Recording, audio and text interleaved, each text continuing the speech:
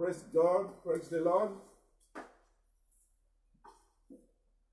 Let me especially welcome everyone to today's program. I'm sorry for this late starting. I would just like us to just bow our heads as we start tonight. We are going to be doing the Divine Fact Bible class, the structured program. We are starting right away. So I welcome all of you. Please begin to join in. You are welcome. You are welcome. You are welcome. You are welcome.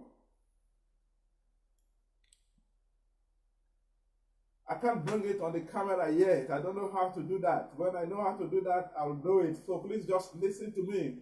If you have your Bible, just bring it handy. Just bring it handy. Let's go together tonight. Thank you very much. Thank you for joining in. Thank you for joining in. Thank you for joining in. Tonight, we are going to be looking at the spiritual impunity. I've talked about it for a long time, spiritual impunity. I'm going to be breaking it into three parts, actually. This is just the first part of it, the beginning of it. We are going to look at it extensively. So let's just pray together as we start. Father, we just thank you again tonight. Thank you for this privilege again to study your word together.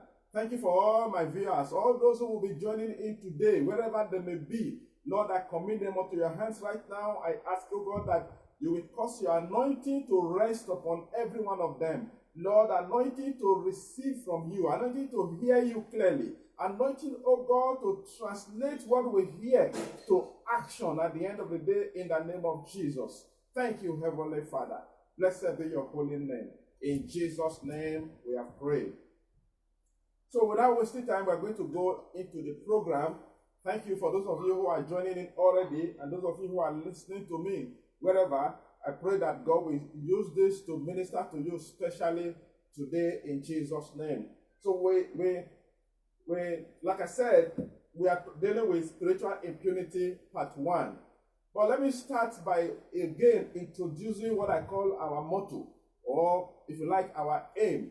But I just target like learning to abide in the doctrine of Christ. I took this from a scripture in 2 John verse 9. 2 John verse 9. 2 John verse 9. You can look that up for yourself. You know, it actually says that if you transgress and you do not abide in the doctrine of Christ, you have neither the Father nor the Son. Say, but if you abide in the doctrine of Christ, you have both the Father and the Son. That scripture is very critical. If you are a Christian, I advise you to take note of that scripture, memorize it, and let it become a driving force in your own life. You know, so that's why I said our motto is learning to abide in the doctrine of Christ. So everything I'm going to be talking about is going to be aimed at helping us, or helping as many as will listen or discuss with me in this program, to learn to walk in the doctrine of Christ, because that is where our safety, our eternal safety hides at the end of the day. So like I said, tonight we are looking at spiritual impunity. I said impunity is a word that has become popular in the world today, especially among all the activists, whether you say civil activists, whether you say human activists or anti-corruption crusaders, different sorts of people, they all have made impunity a very popular word in our world today. And those that they usually accuse of impunity are those in position of authorities, leaders, okay, especially of the third world countries. That is understandable, okay. So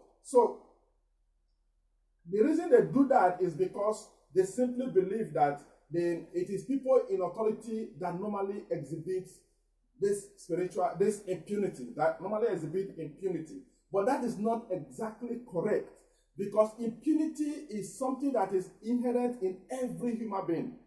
And we look for every opportunity to manifest it, to exhibit it.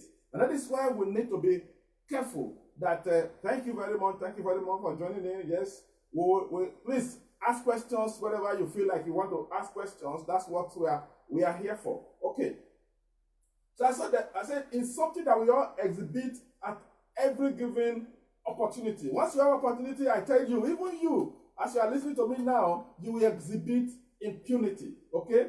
That is why It's because of impunity, I tell you. That is why anywhere there is an order, anywhere there is a law, anywhere there is an instruction that people must follow, there must be law enforcement agency. There must be people to enforce whatever that law. Even in our local environment, we find that is why you find that even the kings in those days, they also have people who enforce their commands, their instructions, because the natural human being does not have capacity for following orders and instructions. They want to live the way they want to live. And that is what gives rise to impunity. See, I said now, for those of us who may not have checked out the word impunity, impunity is simply acting with the mindset that there will be no consequence to our actions, no matter how wrong they may be.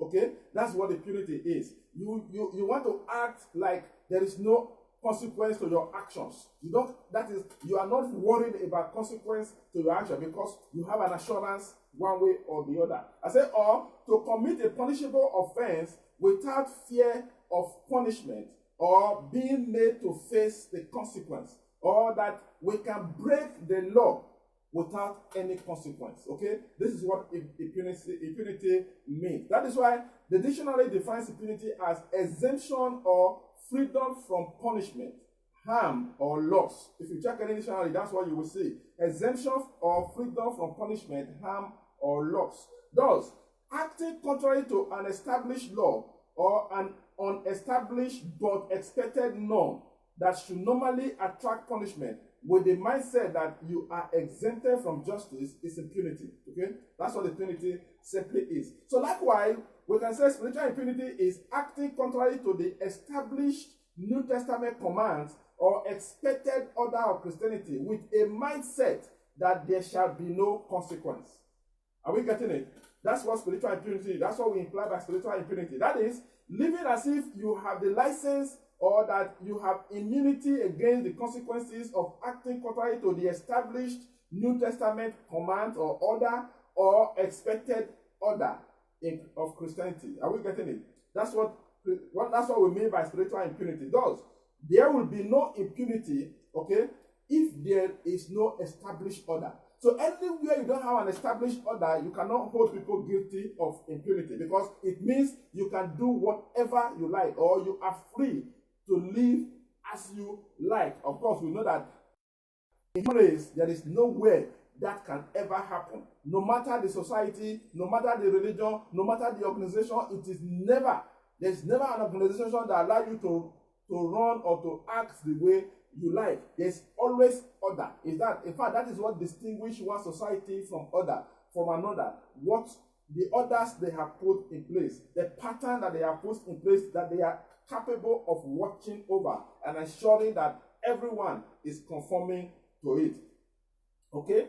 So whenever you do whatever you wish, it implies that you don't have anybody over you. That is, you don't have any authority over you. The only time you'll be allowed to do that, and we have an example of that in the book of Judges. In the book of Judges, we find that, let me just go to Judges, that's Judges chapter 17, verse 6, and Judges chapter 21, verse 25. What it actually says is that when there was no king in Israel, the people did whatever was right in their own eyes. That was because they lacked that authority. They lacked authority over them. They lacked somebody to give them direction, to give them instruction to follow. So everybody did what was right in their own eyes. And that was a time that was never ever acceptable to God. Sadly, this is how many of us as Christians seek to run our Christian race, which is very delicate and dangerous. See, so we can say therefore that we need to establish what the orders are in Christianity before we can talk about impunity. See, because we can actually deal with impunity for us to understand, we need to take a break and look at what are the orders that have been established in the Christian race. What pattern has been set for us? So I'm going to first and foremost just delve into that to look at the established or expected order of the Christianity. Okay? I said that as Christians, as children of God, we are expected to be followers of Jesus. Okay? That is to say that, just like what I've said before, there must be authority. The authority over us is Jesus. That's why the Bible refers to him as our head. Okay? He is our head and we are the body. Which means it simply signifies that he is one that is in authority. He is the one that we are supposed to be doing what he says. He's the one that we are supposed to be listening to and obeying. Let me use that language. Okay? So that is why we find that when you follow Jesus, it automatically means that you are following God. Okay? I will explain that as we go deeper. See, that is why we are admonished interchangeably. If you look at scripture, you find that it is used interchangeably. Follow Jesus or following God. Let's just take one illustration in Ephesians chapter 5, verse 1. Ephesians 5:1. Let me just quickly read Ephesians 5:1. If you have your Bible, just tune there with me quickly. Let's look at what it says. Ephesians 1 actually says, I can tell you off here, but let's just look at it from scripture. It says, as dear children, be followers of God. Some translation will actually say imitators of God. Be imitators of God. But let me use what this one says.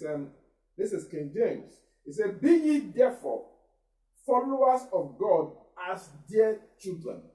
Okay?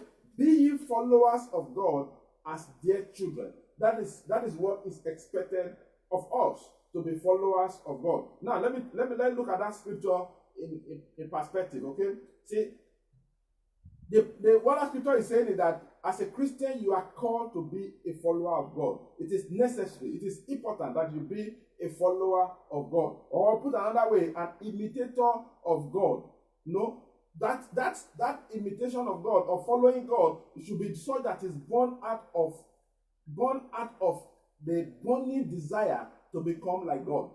See, if you don't want to be like somebody, then there's no point following him.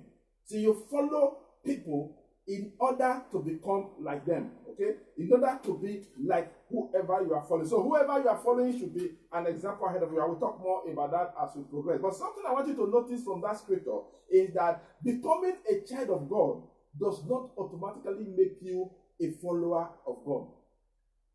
I hope you can see that in that scripture. Let me read it again. It said, this I say therefore, and testify in the Lord, that ye henceforth walk not. Sorry, I was reading somewhere else. Be ye therefore followers of God as dear children. Okay?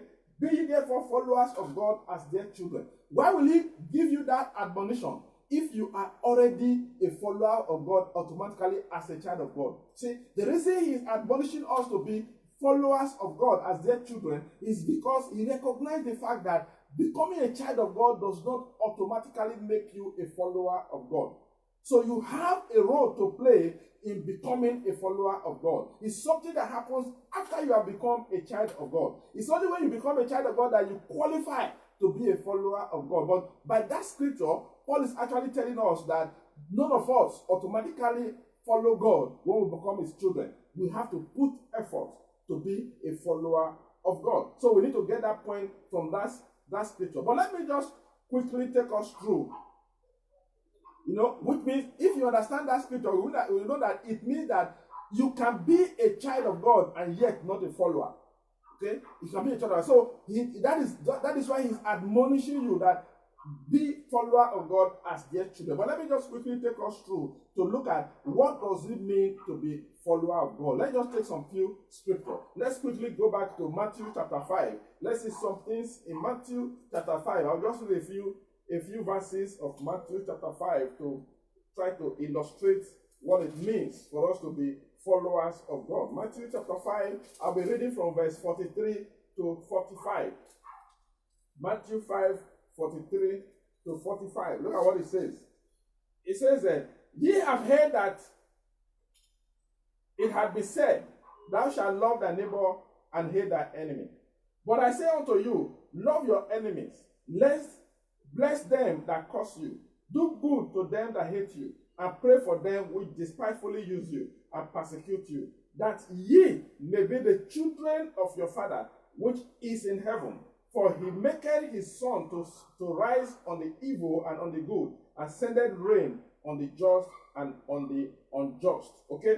Do we get what he's saying? What he's saying here? This is an example of what it means to be a follower of God. In fact, he hit the nail on the head in that verse 45. I said that ye may, because see, when you do this, that's how you may become the children of your Father. See, you are a follower of God if you are complying to this, if you are doing what it says here. Let's jump to verse 48, see what it says. It says, be ye therefore perfect, even as your Father which is in heaven is perfect. So when you are a follower of God, what should be expected of you? Perfection. Perfection, just like your Father in heaven is perfect. So which means following God means that you are doing exactly what He is doing. You are living your life the way the way He would have lived the life if it was Him living here. So that's why you see some translation put that Ephesians chapter 5 verse 1 as be imitators of God. Imitators simply means you are doing what you see Him doing. You are acting the way you see Him act. We can read that same scripture again in Luke chapter 6. Luke chapter 6 verse 35. I'll just read 2 verses of Luke chapter 6 verses 35 and then verse 35 and 36. He said, but love your enemies, and do good, and lend, hoping for nothing again. And your reward shall be great, and ye shall be the children of the highest. For He is kind unto the unthankful and to the evil. Be ye therefore merciful, as your heavenly Father is merciful. Are we seeing it? So that's why I said that to follow Jesus, to be a follower of God or of Jesus, is to be imitating and doing exactly as we see them do. Now let's look at other scripture. Let's look at John chapter 14, verse 6. Look at what it says. See, I want us to understand in simple terms what it actually means. But before then, let me show you another scripture first. In Ephesians chapter 4, let me show you Ephesians chapter 4, verse 32, and then Ephesians chapter 5, verse 1. I will just read the two of them together. You know, I always try to remind people that when you are reading any book of the Bible, you need to remember that each of these books were written as a complete letter. They were not broken into chapters and verses. It is for our understanding and our capacity to handle it that made them to break them into verses and chapters. So let us not always separate them in chapters and verses. We can always complete them, cross over from one chapter to another. That's the way we can capture what is actually saying, what it actually means to us. So let me read verse 32 of Ephesians chapter 4. He said, and be ye kind one to another, tender-hearted, forgiving one another, even as God, for Christ's sake, has forgiven you. Verse chapter 5, verse 1 says, be ye therefore followers of God as their children. Are we seeing the link between the two? So it is actually Ephesians 4:32 that gave rise to Ephesians 5, verse 1. See, if you don't connect the two, you won't really appreciate what he's saying. So verse 32 says, he said, and be ye kind one to another, tender-hearted, forgiving one another, even as God, for Christ's sake, has forgiven you. That is what gave rise to be ye therefore. He said, be ye therefore followers of God. Because for you to be a follower of God, you must be operating Ephesians 4:32. Which says, and be ye kind one to another, tender-hearted, forgiving one another, and even as God, for Christ's sake, has forgiven you. So what has God done? What example has God shown us? By forgiving us, He's showing us an example of how we are supposed to walk, how we are supposed to live and relate with other people. Are we getting the picture? So if you are not doing that, then you are not a follower of God. See, if you are not acquiring the capacity to forgive others as God has forgiven you, to love others as God has loved you, to relate with others as God is relating with you, then you are not a follower of God. I don't know whether we are getting the picture. I pray that God will help us to capture it in Jesus' name. So, but the second point I want to make is for us to recognize what does it really mean to be a follower of God, or how do we really become follower of God. And I want to put it like this, that in simple terms, to follow God is simply to follow His ways. Okay? From what we have seen now, to follow God is to simply follow His way, the pattern of life that He has presented in His word for us. Are we getting it? So, if I'm going to be following the pattern of life that He has put in His word for us, what does that mean?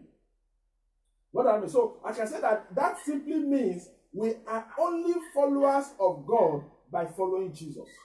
See, the only way you can be a follower of God is by following. That's why Jesus says, no one can come to the Father except by me, except through me. Why?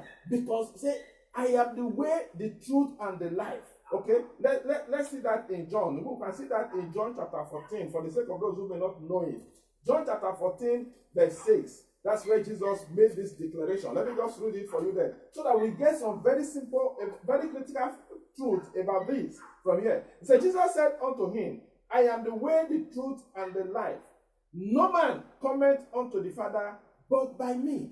Are we seeing it? See, he is the way, the truth, and the life. So if you want to follow God, that which means, which we have said, it translates to you walking in the ways of God. He said, Jesus, he says, I am the way, which means who should you be related with? It's Jesus. So it is correct to say we are also followers of Jesus. Are we getting the point? Let me show you another part of that. You see, Jesus is the Word of God. That's the person, that's his person, that's who he is. Unfortunately, many of us love the name Jesus, but we are not interested in his person. But it is his person that can actually bring us the salvation we are looking for. It is his person that actually brings us the blessings we are looking for. Okay? So, his person is what he just described to us in that verse we just read. Say, I am the way, the truth, and the life. So you can't talk about knowing Jesus without knowing the way. You can't talk about knowing Jesus without knowing the truth. You can't talk about knowing Jesus without, knowing the life of God or having the life of God. Okay? Are we getting the picture? That's how serious it is. But why is all this? In all of this, the summary of all of this is that Jesus is simply the Word of God. That's why he is the Word of God. Okay? Because it is by the Word of God that all these things are made available to us or are communicated to us. Because everything God does, he does by his word. It is always and only by his word. Whatever God is going to do in your life, it is his word that he's going to send. That's why the Bible says he sent his word and did what? And he healed them. So we need his word. So if we are going to be a follower of Jesus, we must be followers of his word. We must be people who follow his word. It's the only way that we can enjoy the benefit of knowing Jesus at the end of the day. So we need to understand these things so that we will not miss out on what God is doing in the world today. So I want us to understand this fact. So now let's look at it. You see, if you understand what I've said so far, you will discover that the word of God is critical in our lives. So what we should be following, actually, we can say is the word of God. Let me use another scripture to show that to us. In John chapter 1 verse 1, we remember what the Bible says. It says, in the beginning was the word was with God, and the word was with God. Talking about Jesus now. In verse 14 of John chapter 1, it says, and the word became flesh and dwelt amongst us. But I want to show you something in Hebrews chapter 1 verse 3. Hebrews 1 3. Hebrews chapter 1 verse 3. Look at what it says. Actually, we need to read from verse 1 to 3.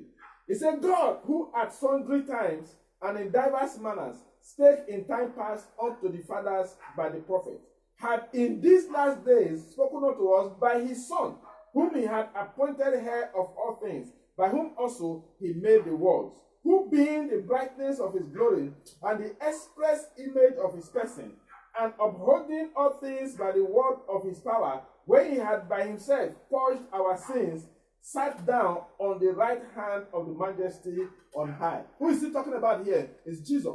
So he says, in the past, in the Old Testament, God spoke to the fathers by the prophets. Okay? But now, he says, he has spoken to us by his Son. So when the Bible says, for God so loved the world, he gave his only begotten Son. What did he give to us? His word.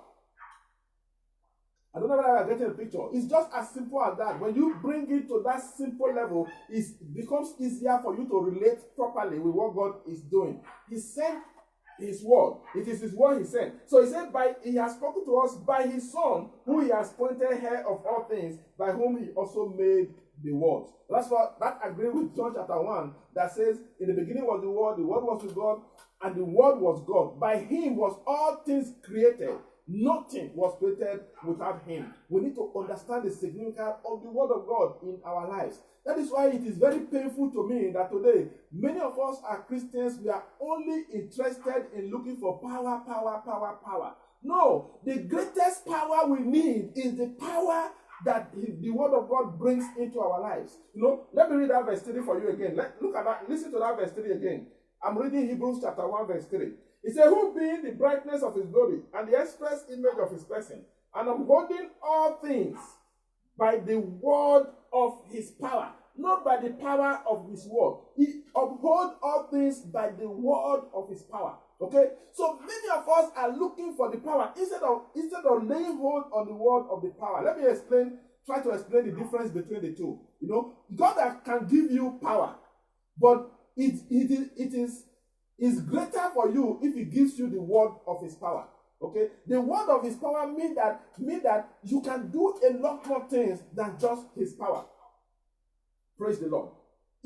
You need to meditate on that. But what he says here, where I want you to lay hold on seriously, is the fact that he said he upholds all things by the word of his power. See, why many of us are struggling looking for power, all we really need is his word. Because it is his word that will produce faith. We are going to be talking more about that as we progress. So let me not jump ahead of myself. See, so if you understand what I've said so far, that Jesus is the way, and it is by following the way that you are actually following God, then you begin to appreciate why Jesus emphasized so much that those who come to him, those who believe in him, must follow him. That's why he says so much that anytime Jesus is talking about coming to him, he's talking about following him. Let's take some scriptures also to confirm that. Matthew chapter 16. Look at what it says. In Matthew 16:24, we just take a few scriptures to try to illustrate this. Okay, Matthew 16.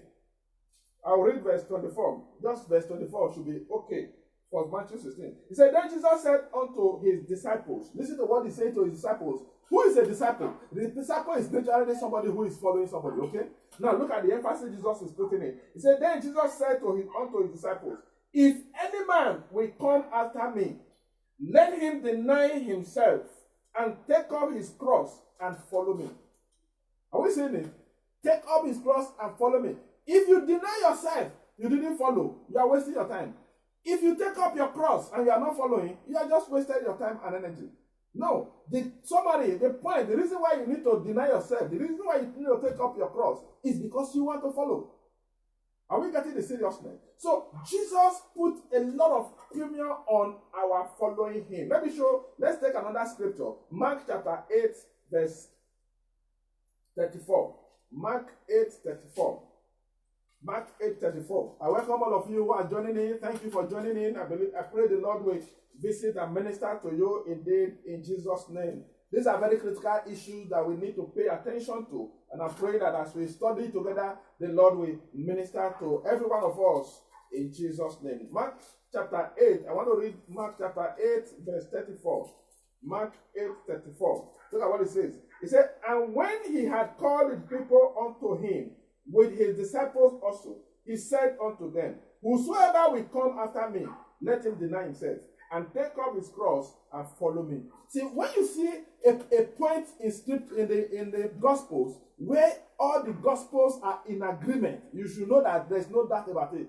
There is no issue about it. It is something that we must all pay serious attention to. That's why I'm reading it to you from the different Gospels. We have seen it in Matthew. We have seen it in Mark. But let's also see it in Luke.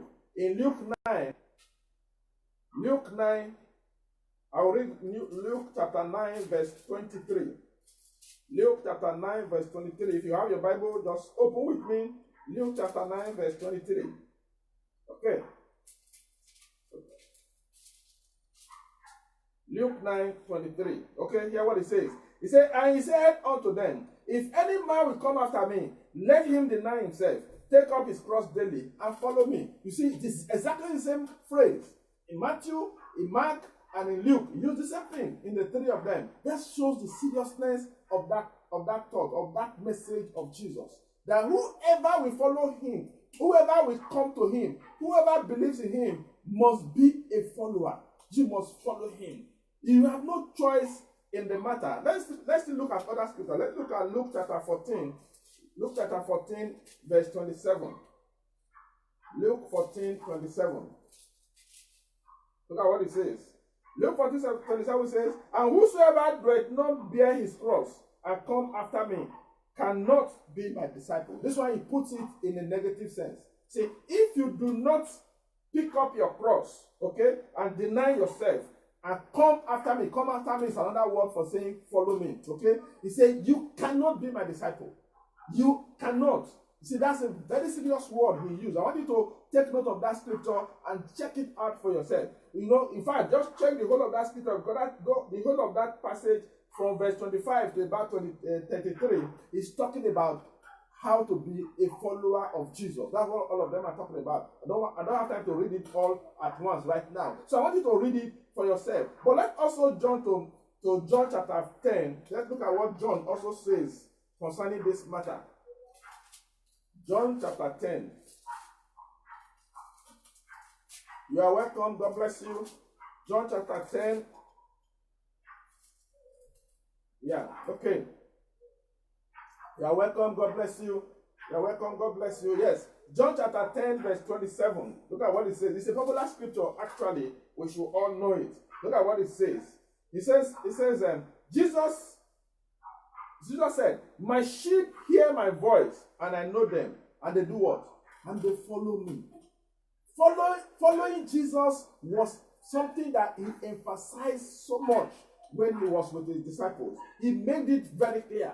We need to understand that following him is not negotiable once you are a child of God, once you have become a Christian. Let me read one more scripture on that point before we move forward. Now let's look at John chapter 12. John chapter 12, verse 26. John 12, 26. It says, if any man serve me, let him follow me. Are you seeing the seriousness? This is John chapter 12, verse 26. Jesus said very clearly, if any man serve me, use another term here now, serve me. So you can't say you are serving Jesus and you are not following him. No way. So if any man serve me, let him follow me. And where I am, there shall also my servants be. If any man serve me, him will my Father honor. So you can't say I am serving Jesus and yet you are not following him. No, you are wasting your time and energy. That is not the right Jesus you are following. To serve Jesus is to follow him. So I want you to understand the seriousness of this. Why is this critical? It is critical because following somebody means that he has authority over you. Following somebody means that he is the one who determines how you live and what you do. You can't follow somebody and be doing what you like. No, it's not possible. So we need to understand it. That is why it's a demand of Jesus. So following Jesus, again, we can simply say is imitating him. That's why he said, I am the way, the truth, and the life. So whatever way he presents is what we are supposed to be walking in. So it's imitating the way of life that he has shown us. That's why the Bible tells us that he has given us an example to follow. So if you want to do Christianity right, then you must be a follower of Jesus. You must identify the way that Jesus has put in his word. I don't have time to go through all of that right now because we have a lot of things to cover. I would have taken you through Matthew chapter 5, chapter 6, chapter 7, where Jesus made the way, how the way is very clear. He gave us clear instruction on how we need to live and how we need to follow him. But let me show you a scripture in Colossians chapter 3, verses 12 and 13. Colossians 3, 12 and 13. We need to understand the seriousness of this matter. And God helping us so that we can make corrections and adjustments in our lives. You know, none of us, we don't have any hopeless case because God is a merciful God. And it says in the days of ignorance, he overlooks, but he calls everybody to repentance. Repentance is critical to God. Repentance is simply turning away from your old ways and embracing God's ways. That's simply what repentance is all about. The Bible says he is long-suffering, not willing that any should perish.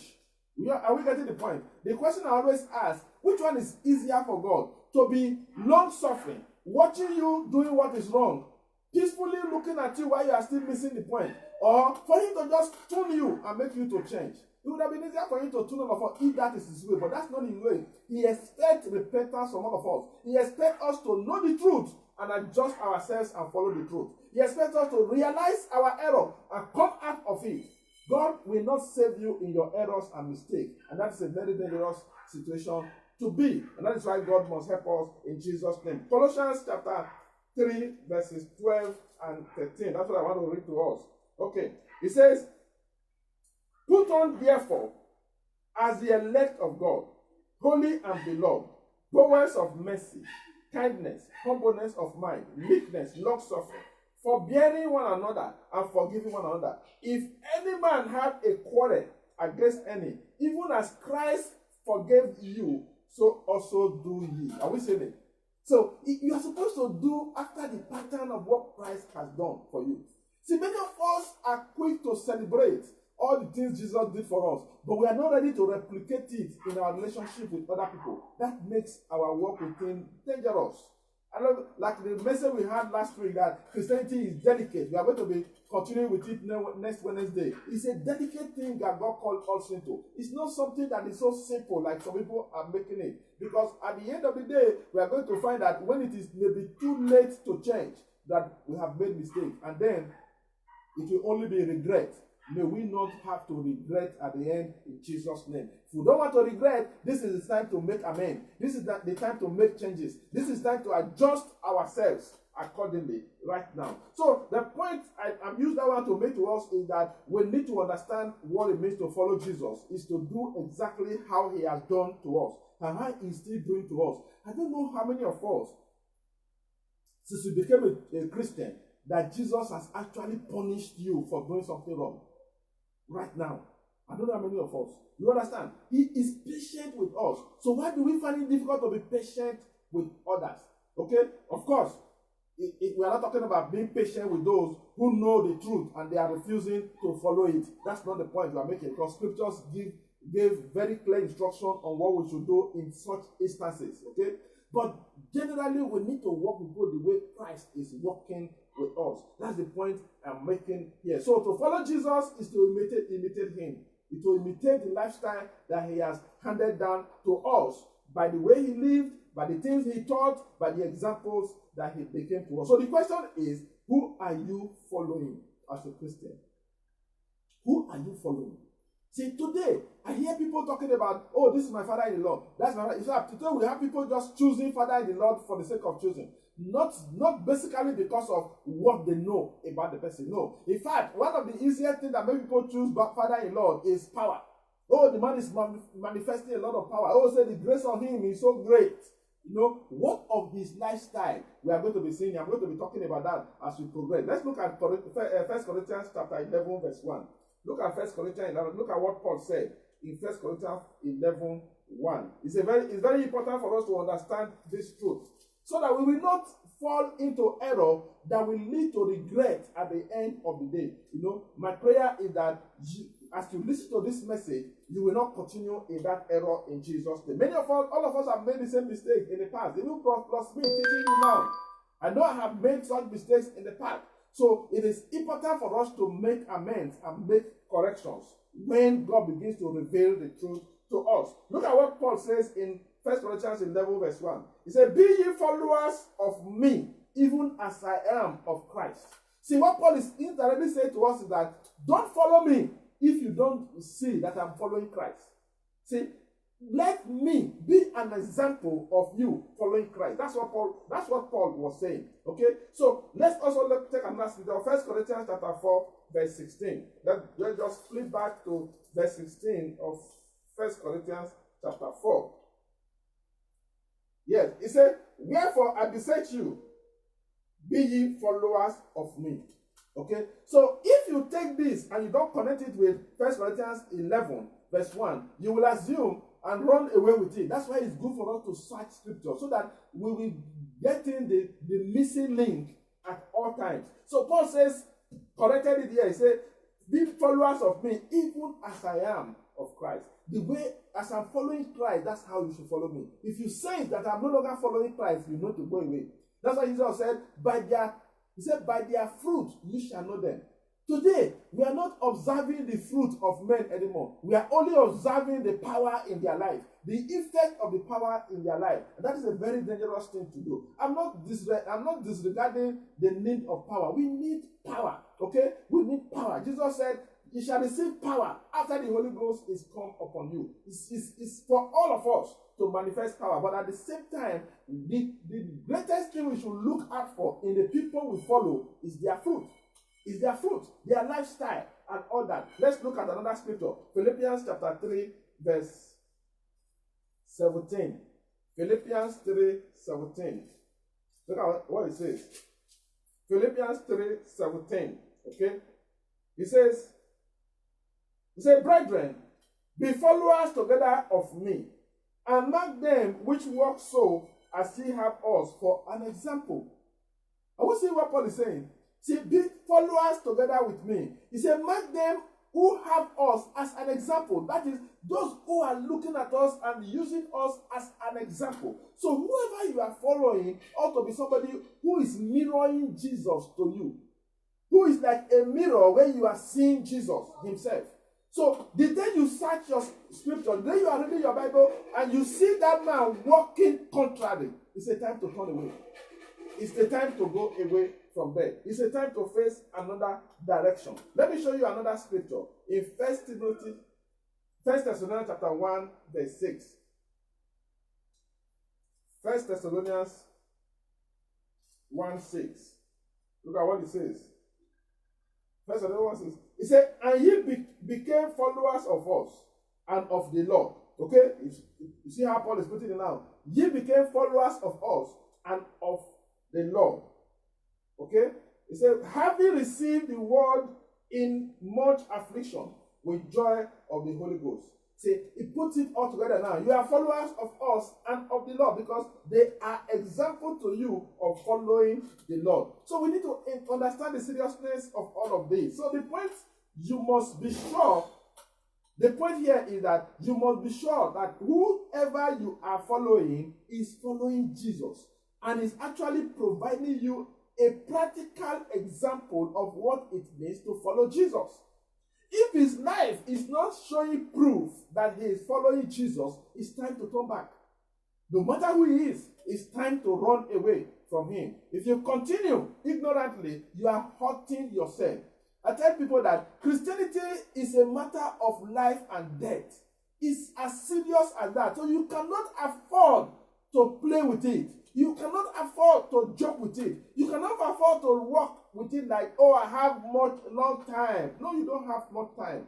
You don't have much time. Whatever you need to do is to do it now. That's why the Bible said, now is the day of salvation. It's now, not tomorrow, not later. It's now. Because you don't have control over your life.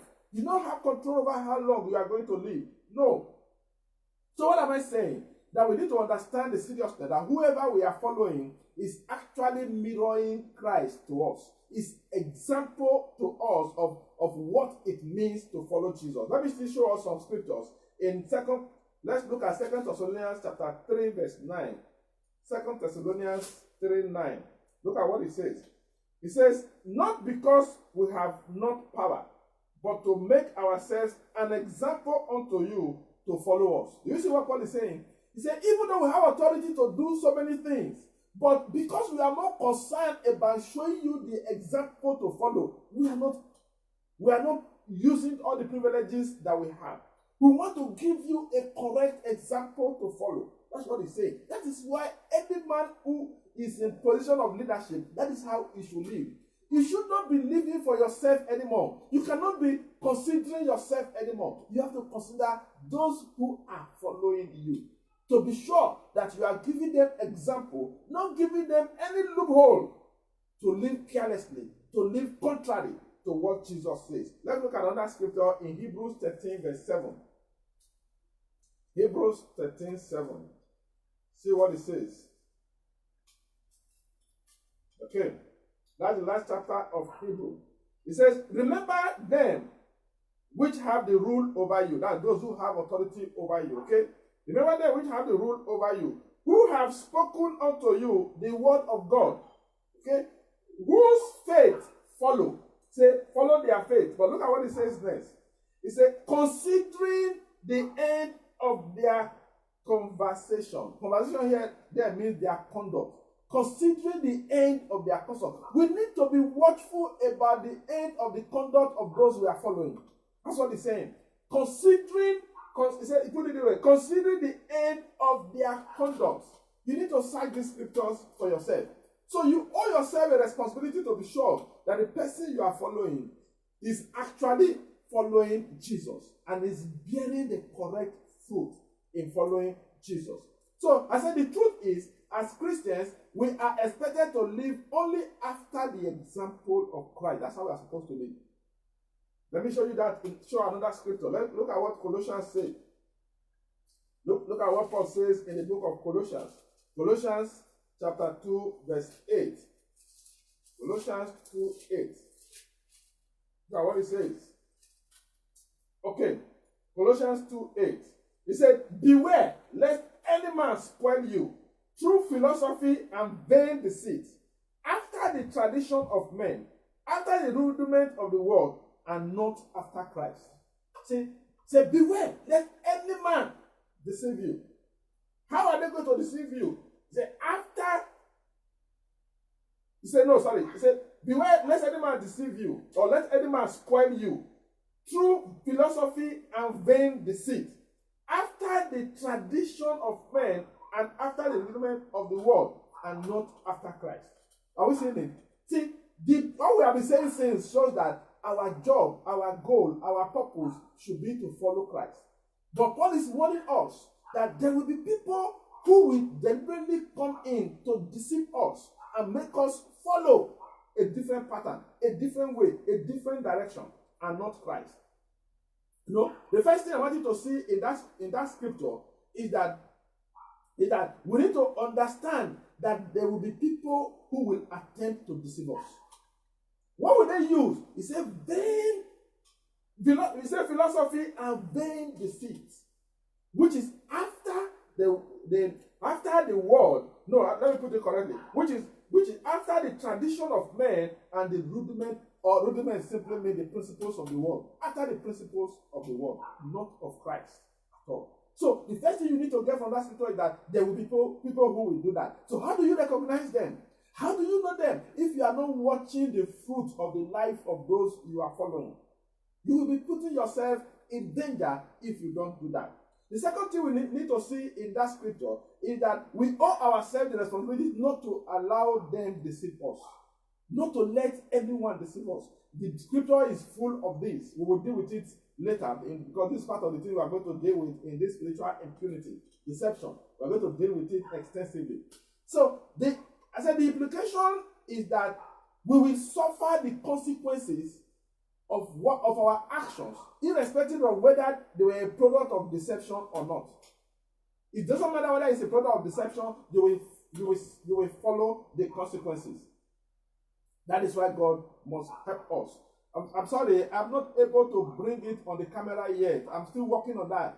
As God helps us, in the future, I'm going to be able to do that so that we can be following together. But something else I want to do, I want to be, from next week, I'm going to be putting the highlight, the highlight of the teaching on the page before we start, so that you can download and follow us as we go. So that's what we are going.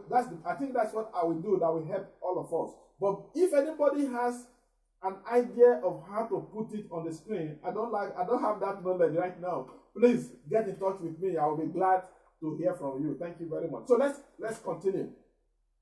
So the third thing we need to learn from that scripture is that we need to recognize that the tradition of men and the rudiments or principles of the world simply refers to the ways of the world. See, it says they will deceive us through letting us continue in the ways of the world, showing us that following the ways of the world is part of walking in the gospel. No, it is not. It is not. The Bible makes it very clear that there are two distinct, different things entirely. That's why we are admonished in Scripture severally. Romans chapter 12 verse 2 tell us no longer conform to this world, You know, when he said don't conform to this world, he's telling you don't conform to the ways of this world. That's what he's simply telling you. That's Romans chapter 12, verse 2. We need to read it. Let me show you a scripture that really talks about that. In Ephesians chapter 4, verse 17. We are not supposed to continue in the ways of the world. But the way this world will deceive us is teaching us messages that will enable us to continue in the ways of the world, like the people of the world. See, it's not everything about the world that is sin. No. It's not everything about that the world does that you can qualify as sin. So let me read, I'll just read them. Ephesians 4, verses 17 to 18. He said, this I said therefore, and testify in the Lord, that ye henceforth walk not as other Gentiles walk, in the vanity of their mind, having their understanding darkened, being alienated from the life of God, through the ignorance that is in them, because of the blindness of their hearts. Are we saying the seriousness? Because the blindness is because of the blindness of their heart. No, so we need to understand the seriousness of this. It's fine. When it talks of the vanity of their mind, it simply means that following the imaginations or ideas of their heart that add no value, that add no eternal value to them at the end of the day. We need to understand. See, but sadly, I always say that unfortunately, most times, the people of the world, when they have such imaginations, they think the imagination is coming from them. That's the sad part. See, when the Bible rejects the imagination of the heart of man, which is what the world, which is what the pattern of the world is, what is actually telling us that is hidden behind it is that there is somebody who is powering that. There is no human being that can be under his own authority. You are either under the authority of God or you are under the authority of the devil. There's no two ways about it. Praise the Lord. I'm sorry, like I said, I'm still having challenge putting it on the screen, on the camera. I cannot bring it on the camera right now. I don't have that knowledge. So if you have it, please show it to me. I will do that. I see many people are making that comment, bring it on the camera. I will be glad to do that when I have the capacity to do it.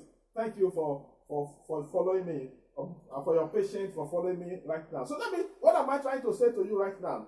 That there's nobody that can be under his own authority. No. You are either under the authority of God or you are under the authority of Jesus. You are either following the ways of God or you are following the ways of the devil. As simple as that. There is no middle point in it. Let me show you. We are still on Ephesians. Go to Ephesians chapter 2 with me. Ephesians chapter 2. Let me read from verses 1 to 3. See what it says.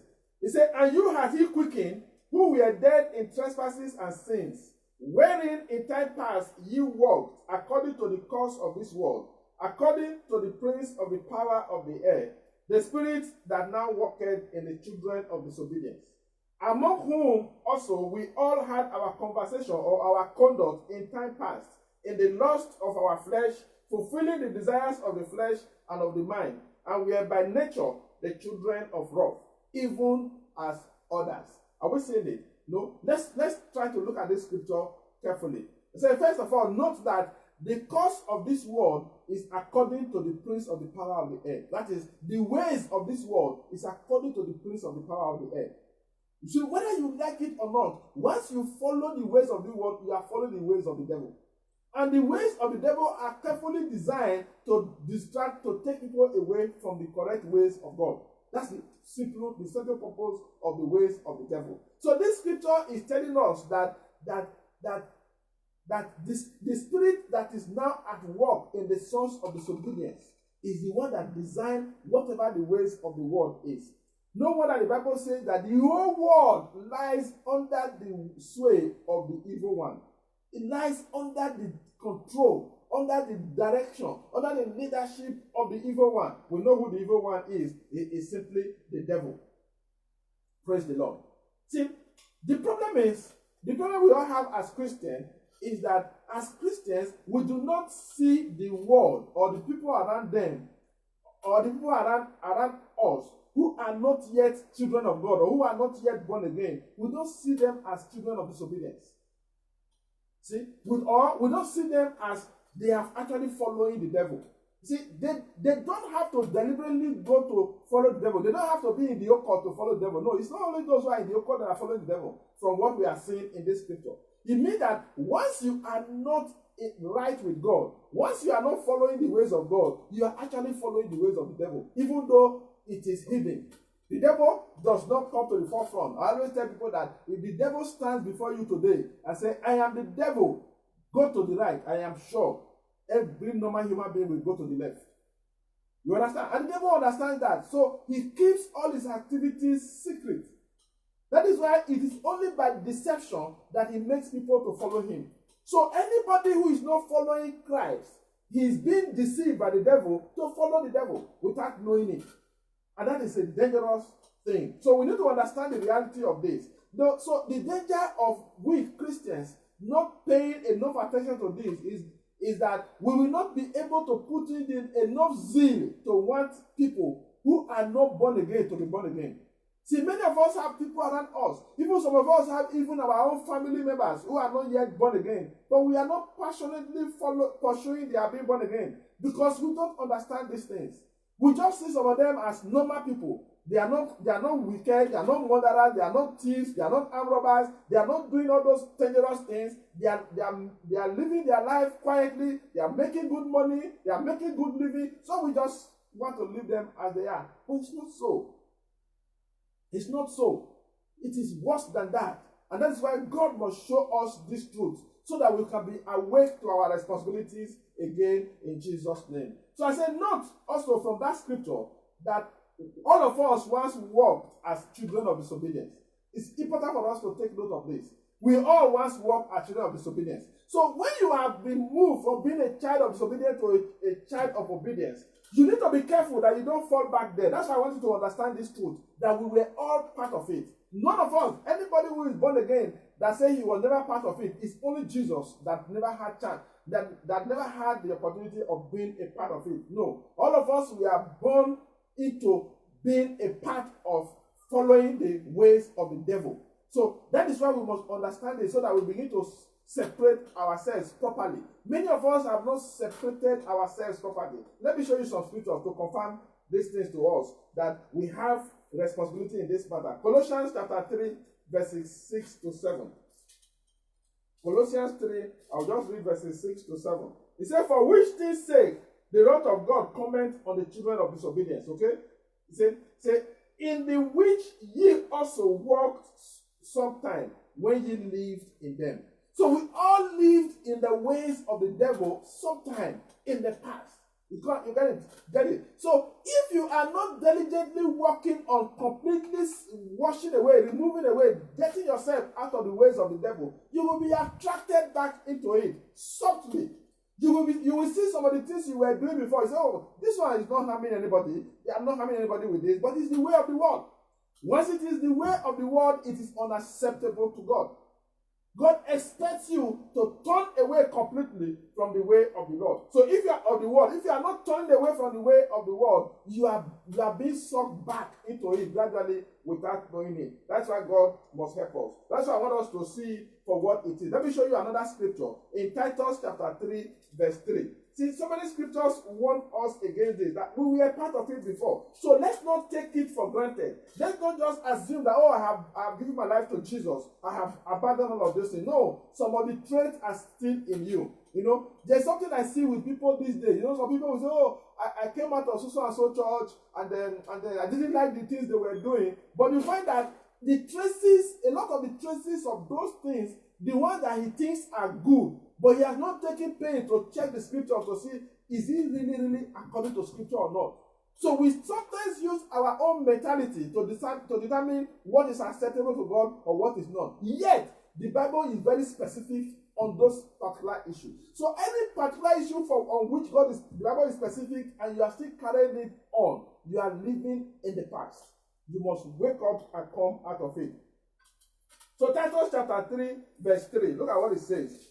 It says, for we ourselves also were sometimes foolish, disobedient, deceived, serving diverse lusts and pleasures, living in malice and envy, hateful, and hating one another.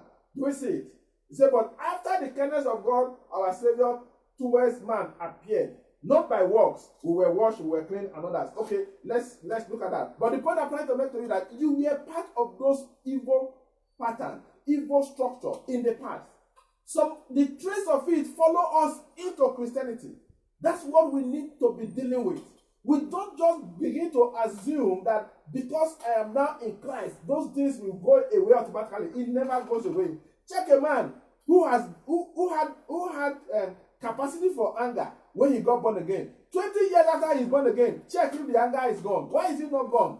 Because he's not diligently working on it. He is assuming that because he is born again, he is now made acceptable to God. Everything is perfect with him. No, everything is not perfect with you. God expects you to begin to change your life. You are expected to begin to make amends, make changes until you become perfect. That's why Peter will say, be ye perfect as your heavenly Father is perfect. We have a responsibility to make perfection our goal. Another word for perfection is holiness. We have a responsibility to make holiness our goal. It's a goal that we must progressively work towards so that we can achieve it. It is by faith that we do it. Don't misunderstand me. I'm not talking about you legalistically working to become holy. No, it is by faith. What you do not claim by faith, you don't receive. The Bible says faith cometh by hearing, and hearing by the word of God. So if you are always looking for the word of God that makes promises of your earthly blessings, without looking at the word of God that makes promises about or that speak about your holiness, you are going to miss it.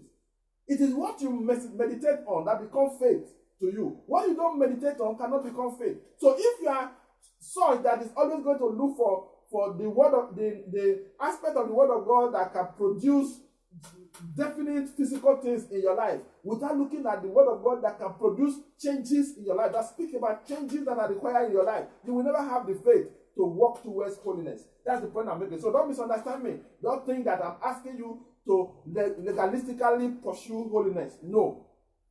But we need to understand that you are not automatically made holy the day you became a Christian. No way. That's not true. Anybody that tells you that is lying to you, because the scriptures cannot support that at all. The Bible says, pursue peace and holiness. You don't pursue something that you have already become. No. When they say pursue peace and holiness, it means that it's not there yet. Go and read Romans chapter 6. You will see how Paul talks about righteousness and holiness. Because righteousness is what leads you to holiness. Go and read it. Romans chapter 6 from verse 19 to the end. Just read it for yourself. You understand what I'm saying. That's not my goal right now. So let me not digress too much in that direction. So the point I want us to understand here is that we were all part of these things that God is going to destroy the world for, that God is condemning the world for at the end of the day. But we have come out of it. Let's come out of it fully. Don't come out of it partially and still continue with what is there. You say, oh, I don't have power over it. You lie. Because it's not by your power, it's now by grace. He said, you are no longer under law, you are under grace. Some of us don't understand the seriousness of being under grace. It means that you cannot look at God in the face and say, Lord, I tried my best, I couldn't do it. No way. It doesn't work anymore. Because you are under grace. Grace is an empowerment to become whatever God has determined or decided that you should be. So if you are not becoming it, it means that the grace of God is becoming in vain in your life, like Paul will say, or you are failing of the grace of God. That's what it means. Because the grace of God is to enable you to transform, change. That's the language that is not being mentioned in Christianity today. Our transformation is key in our Christian walk. Once you are not pursuing your transformation, something is already wrong. We must make transformation a reality in our life. Paul says, no longer conform to you, but be ye transformed. Your transformation comes not by struggles, not by your effort, but by renewal of your mind. See, how do you renew your mind? How does your mind get renewed? It's by the word. Praise the Lord. So we need to put in our effort in the right place. So what am I emphasizing is that we were part of it. And the fact that you have been delivered, you have come out of it, does not mean that they have all gone. The devil knows which area to still hold you if you don't diligently put in effort to put all of these things away from your life. God must help us in Jesus' name. But let me show you another scripture. 1 Peter chapter 4 verse 3. 1 Peter chapter 4 verse 3. I always like to use a lot of scriptures so that we will not create room for doubt. We will just understand that these things are for real. The Bible says, in the mouth of 2 or 3 witnesses, a matter shall be established, so that we can establish the truth of the matter as much as possible. So 1 Peter chapter 4, I will just read verse 3. 1 Peter 4, 3. Look what it says. It says, for the time past of our lives may suffice us to have wrought the will of the Gentiles, when we walked in lasciviousness, in lust, excess of wine, reviling, banqueting, and abominable idolatries. It says, wherein they think it strange that ye run not with them to the same excess of riot, speaking evil of you. Who shall give account to him that is ready to judge the quick and the dead? What is he saying here? We were part of it. He said your life in the old is enough for you to have done all of those things, so that they shouldn't be mentioned with you in your life anymore at this time. So that's the only way that you can be considered as one who is walking as a child of God indeed at the end of the day. So I said that is why if you read that Ephesians chapter 4 verse 17 to 22, let's get back to Ephesians chapter 4. If you read it up to verse 22, you will see that there's some critical thing that Paul said there. I don't want to, because of time, I don't want to read all of it. That's where Paul started by saying that we are not supposed to continue with the Gentiles, the way of the Gentiles. But you go to verse 22, he began to tell us something there. Let me read it. Let me read it so that for those of us who may not have read that scripture, who are not conversant with it, so that we can follow along with it. Let's see what it says. Ephesians chapter 4. Let me read from verse 17. If you read from verse 17 across to verse 22, 23, 24, you will see what it says. It said, this I said therefore, and testify in the Lord, that ye henceforth walk not as other Gentiles walk, in the vanity of their mind, having the understanding darkened, being alienated from the life of God, through the ignorance that is in them, because of the blindness of their heart, who being past feeling have given themselves over unto lasciviousness, to walk all uncleanness with greediness. But ye have not so learned Christ. Are we seeing it? Ye have not so learned Christ. Ye have not so learned Christ. Question: have you learned Christ? Have you learned Christ? I want you to underline that in your scripture, or find it in your scripture and underline. If you don't have your Bible with you, please take effort to go and read this passage I'm reading. He said, but ye have not so learned Christ, if so be that ye have heard him, and have been taught by him, as the truth is in Jesus, that ye put off concerning your former conversation the old man, okay, which is corrupt according to deceitful lust. Are we seeing what he's saying? That ye put off the old man, the former conversation, the old man, which is corrupt according to deceitful lust. Are we seeing the seriousness? So when you put it together, you see that he's telling you that don't be like them, but if you have learned Christ, you should have put away the old man, which is corrupt according to the deceitful law. Read the whole of that passage for yourself, and you will appreciate the seriousness of this matter. So let's move ahead. Therefore, following the word, in my summary of all of these things I've said, means that following the word or the devil results in deceitful lust that leads to vanity of mind. Okay? Lead to you acting by the vanity of the mind. But whereas following Christ results in the sound mind or the mind of Christ at the end of the day. So if you are a follower of Christ, the end result should be a sound mind or the mind of Christ, as scriptures put it. You know, Second Timothy chapter 1 verse 7 says, you are not giving us the spirit of you are not giving us what do you call it? He has given us the spirit of power. Power. Let's read it. Let me read it. 2 Timothy. I don't know why it's not flowing with me right now. 2 Timothy chapter 1 verse 7. Maybe God wants me to read it correctly for you. 2 Timothy 1:7. You need to read it for yourself also. 2 Timothy 1 verse 7.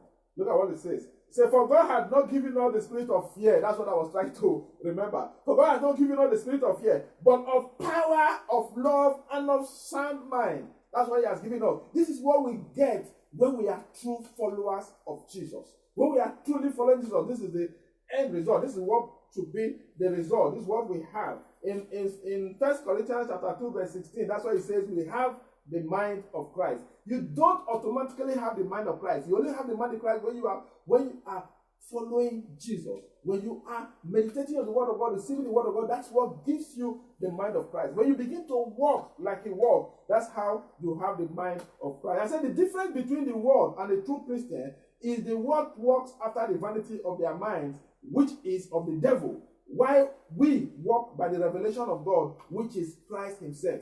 See, the way we are supposed to walk is that's why he said faith coming by hearing and hearing by the word of God. Okay? That's how we are supposed to walk, by the revelation of Christ. It's not just by reading the word of God and say, oh, I know it already.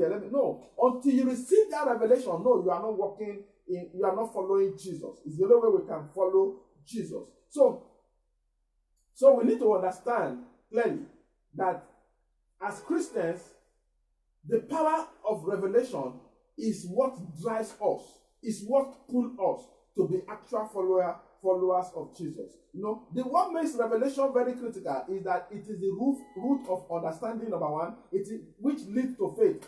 When you don't have understanding, you can never have faith. So revelation is the root of understanding, which leads to faith, and it is also the means by which we are led by the Spirit.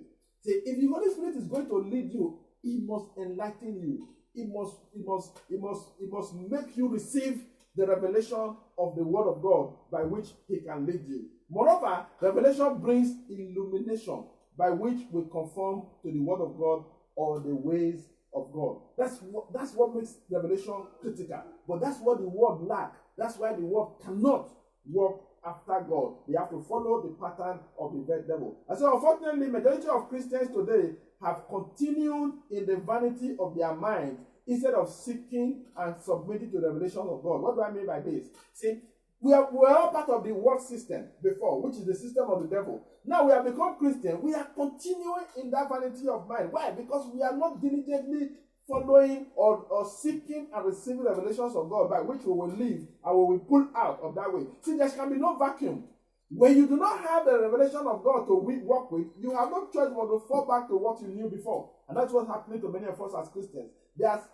All of us now, we have different levels of following the ways of the world. Different levels. I know I have my own. By the grace of God, I'm working on it. I'm trusting God for grace to continue to work on it until I be perfected. Like Paul, who can say that, not that I have arrived, not that I have reached my goalpost. No. Say, but I press towards the mark. Then he got to the end. Before he finally left, he said, I have fought a good fight. He said, I have kept the faith.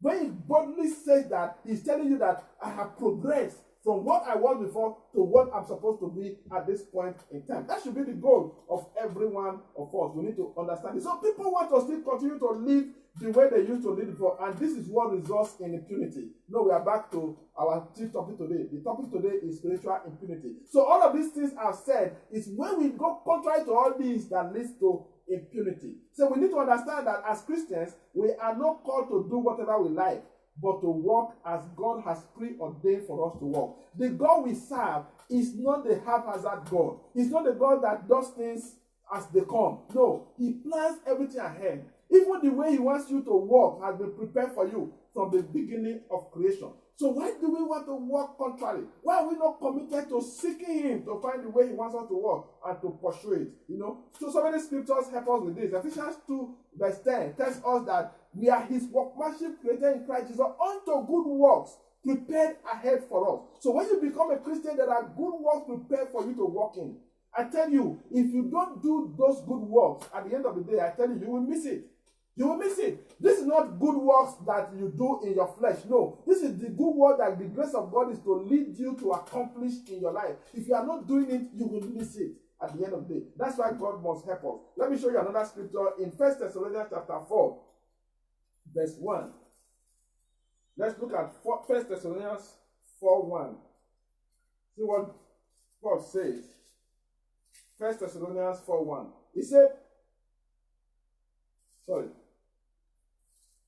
said, furthermore, then we beseech you, brethren, and exhort you by the Lord Jesus, that as ye have received of us how ye ought to walk and to please God, so ye would abide more and more. See, there is a way that we are supposed to live and to please God, that the gospel is supposed to point to us. See, that's what Paul is saying. That's how you are supposed to live. So this scripture is just telling us that it is by the gospel we understand how we ought to walk in order to please God.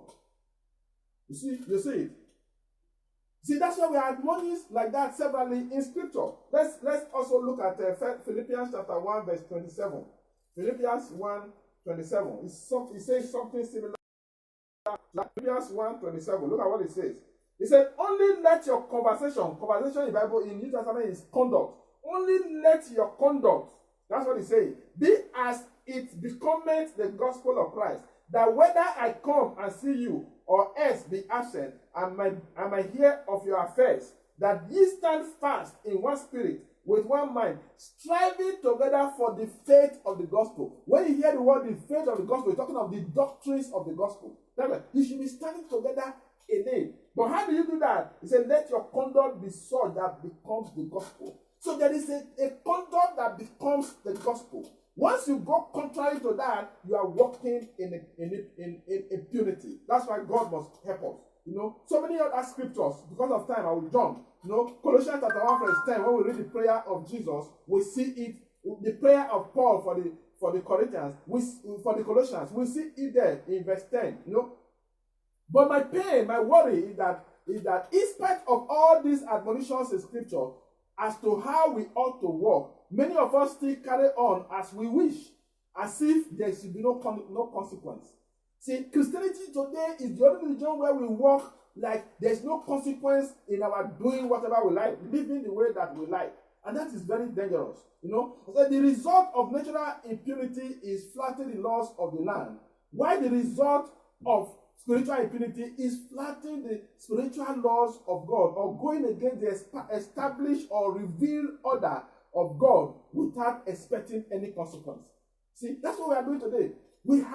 There's that passion to go in the way that God has declared in His word. It's not there in any of us, because we have been kind of indoctrinated to believe that there can be no consequence to us, because God is God of love. That's what we tell ourselves. That we use to deceive ourselves, that God is God of love. We need to begin to remove ourselves from that pedestal of thinking that God is just love. No, God is also a consuming fire, not only to our enemy, but to anybody who is his adversary. His adversary is anybody who will walk contrary to his ways. And that is a very dangerous position to be. God must help us with that in Jesus' name. So I said that's why I say, yes, sadly, the only spiritual people that can be guilty of impunity are Christians. We are the ones. No other religion. Occultism, you cannot play with occultism. You have to follow their rules, their laws, the way they said it, the way it is supposed to be. If you miss one thing in it, it is danger for the person. And so they don't joke with it. Even Judaism, there are clear-cut instructions of what will happen if you go contrary to what is declared or written down. In fact, they pick the person and stone him to death. For as simple as fornication, people are stoned to death. People are stoned to death in Israel. So how can you go contrary? You cannot go contrary to it without receiving just punishment. And so the thing that makes impunity strive in Christianity is because we are in the dispensation of grace, where punishment for sin is largely deferred to the end. It's put off to the end. That's why people can be comfortable walking in impunity. That's why God must deliver us.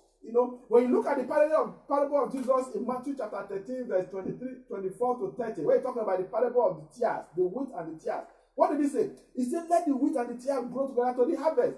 Because when you want to uproot the tares, you must uproot the wheat along with it. He said, let them grow together. That is the principle of God. That is why we are not punished instantly when we commit sin, because God is patiently waiting for us to repent. It's our repentance He's interested in. He's not interested in destroying human beings. No. He said he doesn't wish the death of the sinner. No. In fact, if God wants to kill somebody, now, He will prefer to take His own rather to kill the sinner. Because He wants to give the sinner as much opportunity as possible for them to repent, to change their ways. So we need to understand this seriously. In fact, the Bible tells us what makes impunity to thrive. Look at Ecclesiastes chapter 8, verse 11.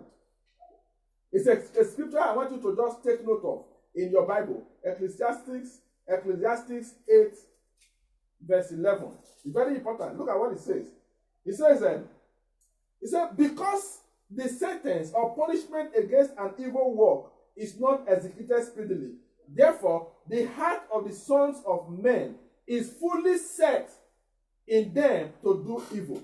The reason the heart of men is fully set to continue in evil is because the punishment of sin is not executed immediately. That's what is happening in Christianity. God is not yet executing punishment. He has postponed it to the time. It's when you go to the book of Revelation, you see how God is going to punish this world for sin. But right now, he's patiently waiting for all of us to repent. So that is what the devil is capitalizing on, to lead us into impurity. That's why you must be delivered from the spirit of impunity in the name of Jesus. See, just imagine what would have happened if God has continued Christianity the way it started in Acts chapter 5, verses 1 to 11. Remember the story of Ananias and Sapphira. See, if God had continued like that, they just told simple lie. The property they sold was their own. When it was their own before they sold it, it was still their own. God didn't even give them command to go and bring it. But because they lied to the Holy Spirit, 2 of them died. And I always say, fear gripped everybody. In fact, God had to change his mind. Otherwise, he would have had to, in fact, he would have to kill everybody becoming. In fact, many of us would not even live long as Christians. You understand? Because if God was still dealing with us in that pattern, you just go against his instruction, bam, he kills you. The fear will grip the church. We will have a church where there is definite order, where people actually tremble at his word. And that's what God wants from everyone as well. He wants people who tremble at his word. That's what he desires. That's what he wants to see in us. But of course, no.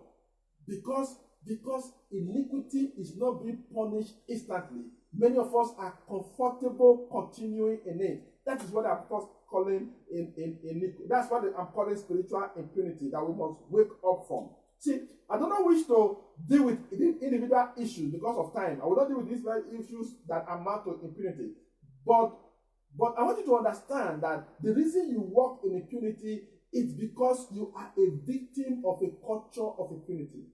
See, what God always found out is the culture of impunity, which I see in the Christianity of today. There is a culture of impunity that has been created, an environment that allows us to be comfortable in iniquity, comfortable to be doing what is wrong. People use all sorts of scriptures to teach things that make people comfortable.